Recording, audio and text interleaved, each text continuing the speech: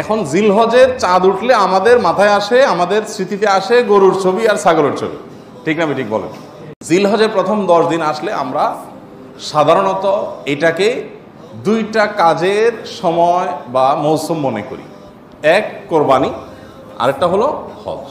জিলহজ মাস এর চাঁদ দেখা গেছে, সাথে সাথে পত্রিকাগুলোর নিউজ হয় কি, গতকাল বাংলাদেশে আকাশে চাঁদ দেখা গেছে, জাতীয় চাঁদ দেখা কমিটির বৈঠকে এই ঘোষণা বা সিদ্ধান্ত গৃহীত হয়েছে, অতএব আগামী অমুক তারিখ পবিত্র ঈদ উল আজহা, গোসল খাইতে পারবেন আপনারা অমুক তারিখে, সুসংবাদ গ্রহণ করেন।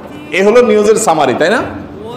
অথচ নিউজ হওয়া দরকার ছিল কি, জিলহজের চাঁদ দেখা গেছে গতকাল, এর মধ্য দিয়ে মুসলমানদের জন্য ইবাদতের একটা মৌসুম শুরু হলো। বহুবিধ আমল করে মুসলমানরা এই দশককে উদযাপন করেন, পালন করেন এবং এই দশককে